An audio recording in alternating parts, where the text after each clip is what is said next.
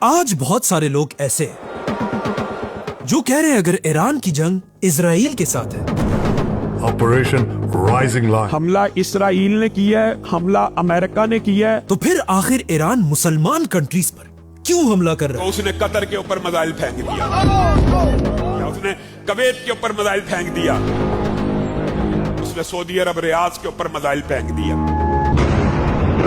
लेकिन ईरान कहता है कि वो मुसलमान कंट्रीज पर नहीं बल्कि इन मुसलमान कंट्रीज के अंदर अमेरिका और इजराइल के बेसिस को टारगेट कर रहा है।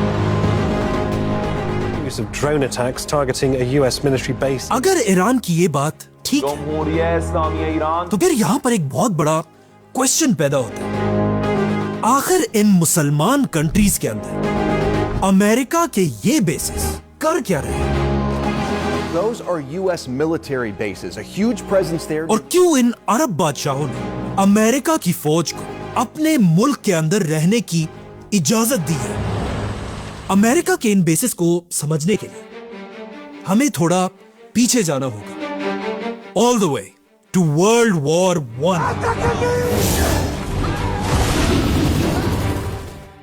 वर्ल्ड वॉर वन मुसलमानों की तरफ से उनकी आखिरी सुपर पावर बहुत ही बहादुरी से लड़ रही थी, उस्मानिया खिलाफत।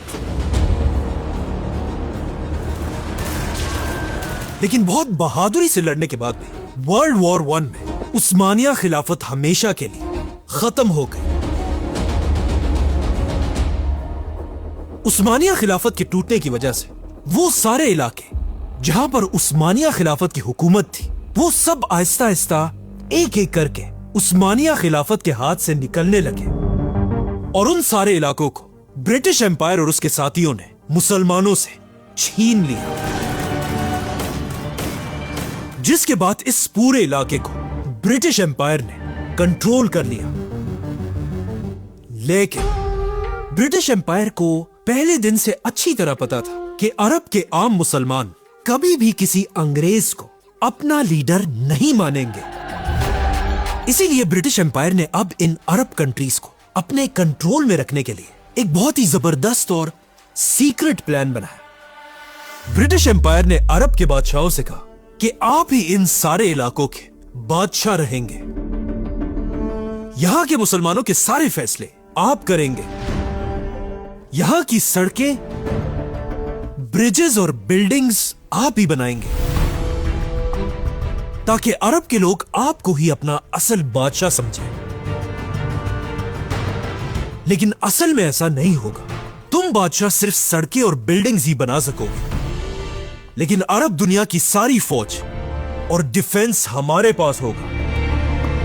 मतलब हमारी इजाजत के बगैर तुम बादशाहों की फौज कुछ नहीं कर पाएगी। It had its own king, it had its own navy, had its own army, but the British Empire was protecting it by occupying and controlling and extracting its resources. जिसके बाद पहली बार पूरी अरब दुनिया में ब्रिटिश एम्पायर ने अपनी फौज के बेसिस बनाए और हिस्ट्री में पहली बार अंग्रेजों की फौज आकर पूरी अरब दुनिया में फैल गई। यह ब्रिटिश एम्पायर का बहुत ही जबरदस्त प्लान था, क्योंकि मुसलमानों को लग रहा था कि उनका बादशाह एक मुसलमान और अरब है, लेकिन असल में ये सारे बादशाह बस पपेट्स थे और पूरी अरब दुनिया असल में ब्रिटिश एम्पायर के इन्हीं बेसिस से चलती थी। आने वाले कई सालों तक दुनिया इसी तरह चलती रही, लेकिन आखिर दुनिया में एक ऐसा वाकया हुआ जिससे ब्रिटिश एम्पायर आहिस्ता आहिस्ता हर तरफ टूटने लगा। World war to.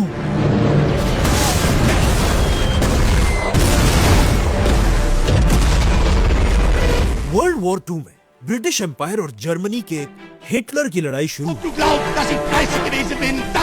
यह जंग ब्रिटिश एम्पायर जीत तो गया, लेकिन इस जंग में ब्रिटिश एम्पायर का इतना नुकसान हुआ कि आहिस्ता आहिस्ता ब्रिटिश एम्पायर टूटने लगा और ब्रिटिश एम्पायर के पास अब इतना पैसा था ही नहीं कि वो पूरी दुनिया में अपने फौज के बेसिस को मैनेज कर सके। इसीलिए आने वाले कई सालों में आहिस्ता आहिस्ता ब्रिटिश एम्पायर मुसलमान मुल्कों से अपनी फौजें निकालने लगी और आखिर कुछ ही सालों में पूरी अरब दुनिया ब्रिटिश एम्पायर की फौज से खाली हो गई। वर्ल्ड वॉर टू के बाद ब्रिटिश एम्पायर तो तबाह हो चुकी थी।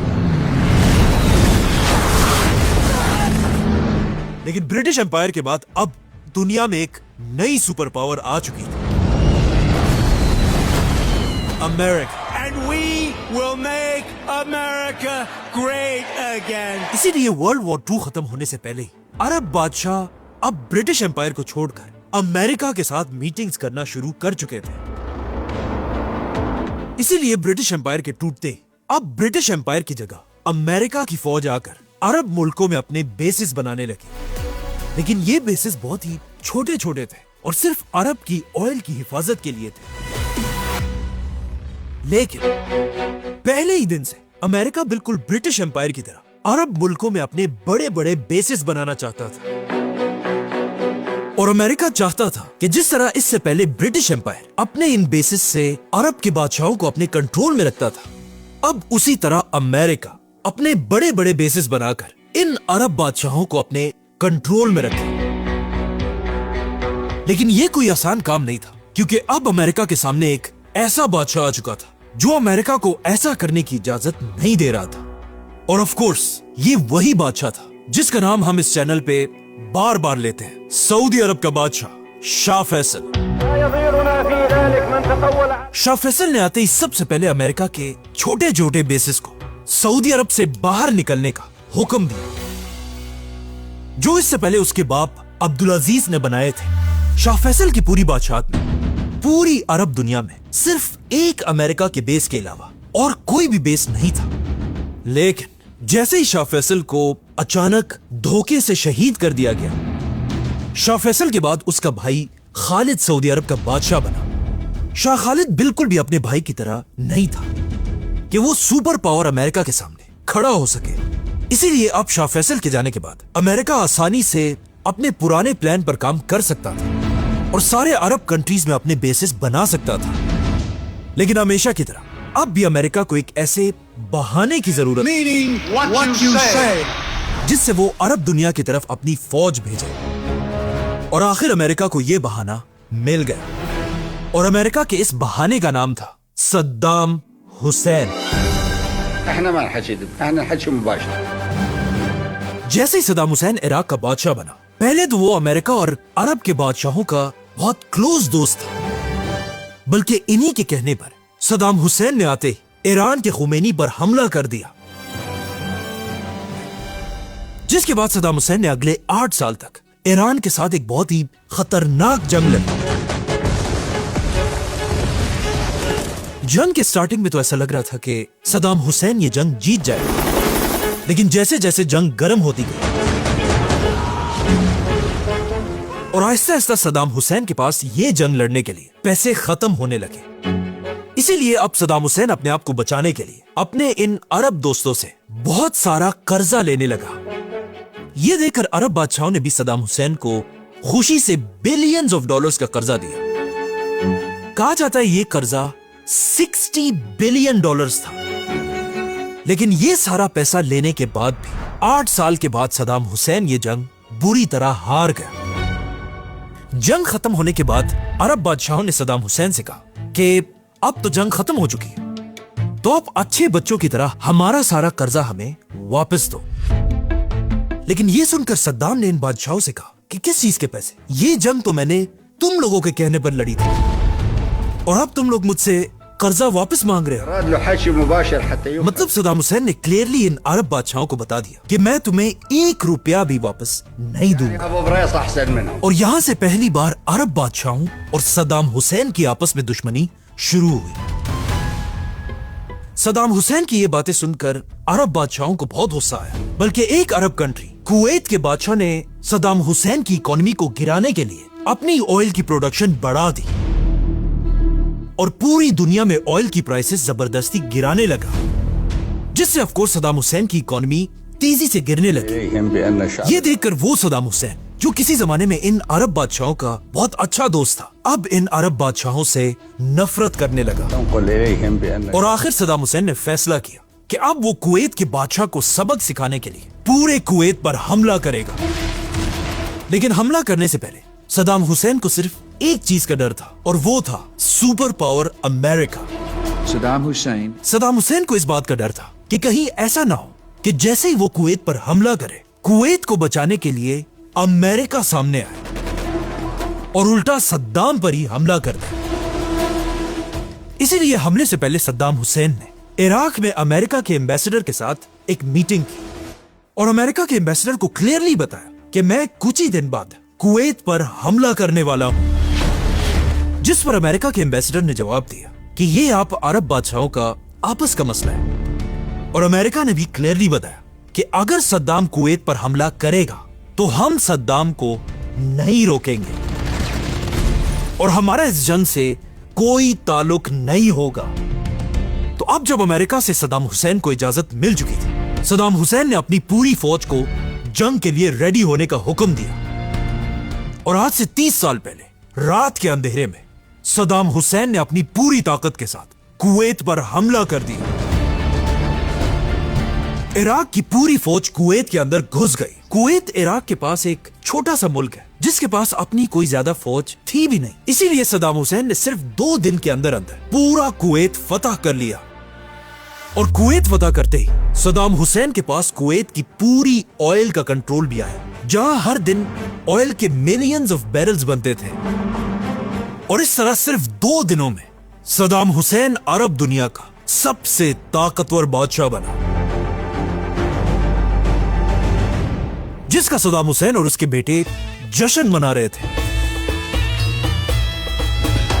लेकिन सद्दाम हुसैन को पता नहीं था कि आगे उसके साथ क्या होने वाला है। जैसे ही सद्दाम हुसैन ने कुवैत को फतह किया, इससे पहले अमेरिका ने सद्दाम हुसैन को कुवैत पर हमले की इजाजत दे दी थी और सद्दाम से कहा था कि हम तुम्हें कुछ नहीं कहेंगे। लेकिन जैसे ही सद्दाम हुसैन ने कुवैत फतह कर लिया, अमेरिका ने अचानक अपना पूरा स्टांस बदल दिया और यहां से अमेरिका की एक ग्रैंड साजिश शुरू हुई। अमेरिका बिल्कुल सीक्रेटली अरब के बादशाहों से मिलने लगा और उन्हें कहा कि सद्दाम सिर्फ कुवैत नहीं बल्कि कुवैत के बाद एक एक करके तुम सारों को भी नहीं छोड़ेगा।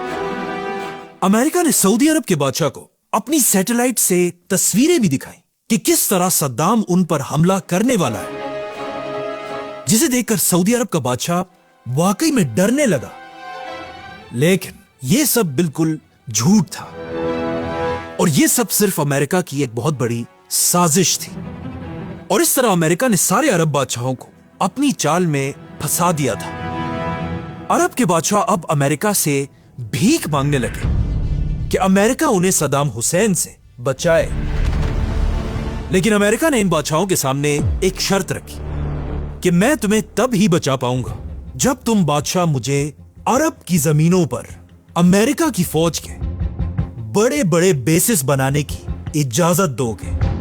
और ऑफ कोर्स सारे अरब बादशाहों ने अमेरिका के सामने अपना सर झुका दिया, जिसके बाद सबसे पहले अमेरिका ने अपना बेस सऊदी अरब में बनाया। और सऊदी अरब को देखकर अरब के बाकी बादशाहों ने भी ऐसा ही किया। और इसी तरह अमेरिका ने अपना बेस कतर, बहरीन और यूएई में भी अपने बेसिस बनाए। यहां पर एक बात समझना लाजमी है, जिस तरह आज अमेरिका के प्रेसिडेंट पर इजराइल का एक बहुत बड़ा इन्फ्लुएंस है, इसी तरह आज से 30 साल पहले भी इजराइल का अमेरिका पर एक बहुत बड़ा इन्फ्लुएंस था। मतलब अरब दुनिया में अमेरिका के ये बेसिस सिर्फ अमेरिका के लिए नहीं बल्कि किसी भी वक्त इजराइल के लिए भी यूज हो सकते थे।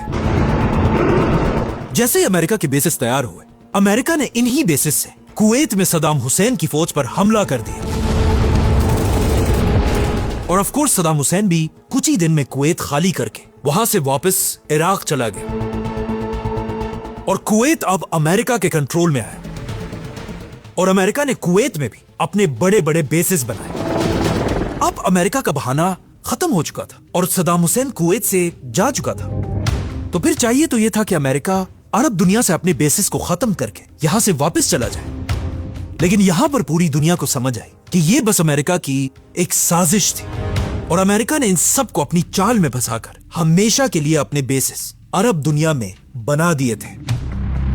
और इसी तरह उस दिन से लेकर आज तक अमेरिका की फौज अरब दुनिया में उसी तरह बैठी हुई है। और अब ईरान ने अमेरिका के हर एक बेस पर हमला किया है। लेकिन आखिर ईरान को अमेरिका के इन बेसिस से प्रॉब्लम क्या है? क्योंकि पिछले 35 सालों से अमेरिका के ये बेसिस खामोश नहीं बैठे। बल्कि जिस मुसलमान कंट्री ने भी इजराइल और अमेरिका को आंखें दिखाने की कोशिश की है, अमेरिका इन्हीं बेसिस से उन सबको तबाह करता रहा है। फॉर एग्जाम्पल, आज से 25 साल पहले जब अमेरिका के वर्ल्ड ट्रेड सेंटर्स पर हमला हुआ, That a plane has crashed. America ने इन्हीं बेसिस से अफगानिस्तान पर हमला कर दिया।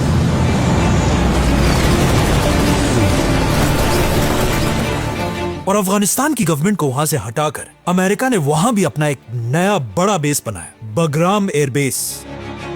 और अफगानिस्तान की 20 साल की जंग में अमेरिका इन्हीं बेसिस को यूज करता रहा। अफगानिस्तान के बाद अमेरिका ने अपना दूसरा हमला इराक के सद्दाम हुसैन पर किया। यह हमला भी अमेरिका ने अपने इन्हीं बेसिस से किया था। और फिर अपने इन्हीं बेसिस से अमेरिका ने पूरे इराक को तबाह कर दिया। इन्हीं बेसिस से अमेरिका सीरिया पर भी बमबारी करता रहा और इवन कद्दाफी को भी मारने में अमेरिका के इन बेसिस को कहीं ना कहीं यूज किया गया। और सिर्फ यही नहीं, बल्कि यही वो बेसिस है जिनसे अमेरिका हमेशा इजराइल को प्रोटेक्ट करता रहता है। फॉर एग्जाम्पल, आज से कुछ साल पहले जब इजराइल ने गजा पर हमला किया, ये देखकर यमन की गवर्नमेंट ने ऐलान किया कि आज के बाद इजराइल की तरफ जो भी कश्ती हमारे पास से गुजर कर जाएगी, हम उसे उड़ा देंगे। जिससे इजराइल की इकोनॉमी को एक बहुत बड़ा धचका भी मिला था। लेकिन अब जब इजराइल की इकोनॉमी खराब हो रही थी, अमेरिका के इन्हीं बेसिस से अमेरिका ने यमन पर 1000 मिसाइल फायर करके यमन को ऐसा करने से रोक दिया। और इस तरह अमेरिका ने इजराइल की इकोनॉमी को दोबारा ठीक किया। इन शॉर्ट, अरब दुनिया में अमेरिका के इन्हीं बेसिस ने पिछले 40 साल से पूरी मुसलमान दुनिया को गर्दन से पकड़ा हुआ है। और इन्हीं बेसिस की वजह से दुनिया में कोई भी मुसलमान कंट्री अमेरिका के सामने अपना सर नहीं उठा सकती। आखिर 40 साल बाद जब अमेरिका और इजराइल ने मिलकर ईरान पर हमला किया, The United States military began major combat operations in Iran. Iran पिछले 40 साल में पहला ऐसा इस्लामिक मुल्क बना जिसने अमेरिका के इन बेसिस पर हमले किए हैं। जैसे ही जंग शुरू हुई, कहा जाता है सबसे पहले हमलों में से एक अमेरिका ने दुबई के अल दफरा एयरबेस से ईरान पर किया था। इसी तरह कुवैत और बहरीन के बेसिस से भी ईरान पर हमले किए गए। इसीलिए ईरान ने भी इसके जवाब में अमेरिका के एक एक एयरबेस को टारगेट करके हमले किए। Military bases have been repeatedly attacked by Iran. सबसे पहले ईरान ने कुवैत में अमेरिका के बेस कैंप आरिफजान पर हमला किया। ये अरब दुनिया में अमेरिका का सबसे बड़ा वेयर हाउस था, जहां पर अमेरिका अपने ट्रक्स, टैंक्स और मिसाइल स्टोर किया करता था। और यहीं से अमेरिका के जहाजों और हेलीकॉप्टर्स पर मिसाइल फिट किए जाते थे। ईरान के हमलों के बाद सिर्फ कुछ लोगों के बजाय बाकी अमेरिका की पूरी फौज ये बेस खाली करके भाग गई और कुवैत के होटलों और बिल्डिंग्स में छुप गई। इसी तरह ईरान ने इराक में भी अमेरिका के बेसिस पर हमले किए और यहां पर ईरान ने अमेरिका का एक बहुत बड़ा रीफ्यूलिंग जेट तबाह कर दिया।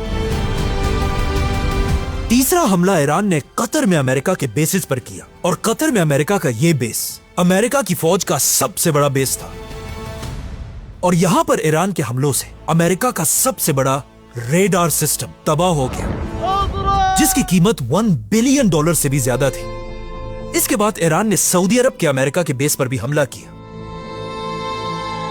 और इस हमले में भी ईरान ने अमेरिका के 5 बड़े जहाजों को तबाह कर दिया। और आखिर ईरान ने यूएई में अमेरिका के बेस पर भी हमला किया और कहा जाता है ये वही बेस है जिससे अमेरिका ने ईरान में एक स्कूल पर हमला करके ऑलमोस्ट 200 बच्चियों को शहीद कर दिया था। ईरान ने ये हमले बहुत ही सोच समझकर किए थे, क्योंकि हमलों से पहले ईरान इन अमेरिका के बेसिस की तरफ 50 या 60 ड्रोन्स भेजता था और अमेरिका के बेसिस के डिफेंस सिस्टम इन ड्रोन्स को गिराने में बिजी हो जाते थे। और जब ये डिफेंस सिस्टम बिजी होता था, तब ईरान अपने हाइपरसोनिक मिसाइल से इन बेसिस पर हमला करता था। ये ऐसे मिसाइल्स हैं जो साउंड की स्पीड से भी तेज जाते हैं। लेकिन ईरान के इन सारे हमलों में एक बहुत बड़ा मसला था। ये सारे मिसाइल और ड्रोन सिर्फ अमेरिका के बेसिस पर नहीं, बल्कि अरब कंट्रीज के कुछ बिल्डिंग्स और होटलों पर भी लगे हैं, जिनमें से कुछ के लिए तो ईरान के प्रेसिडेंट ने माफी भी मांगी, लेकिन बाकियों के लिए ईरान ने कहा कि हमने ये हमले किए ही नहीं है। तो फिर क्वेश्चन ये कि आखिर कहां से अरब कंट्रीज में ये हमले हो रहे हैं? कहा जाता है कतर, सऊदी और यूएई में बहुत सारे इजराइल के ऐसे एजेंट्स पकड़े गए जो इन अरब कंट्रीज में धमाके कर गए। ये दिखाना चाहते हैं कि ये धमाके ईरान ने किए हैं। In Qatar and Saudi Arabia, authorities arrested Mossad agents planning on committing bombings in those countries. Now, that's weird. ताकि इजराइल एक बार फिर मुसलमानों में शिया सुन्नी वाली बातों को जिंदा करके मुसलमानों को आपस में लड़ा सके।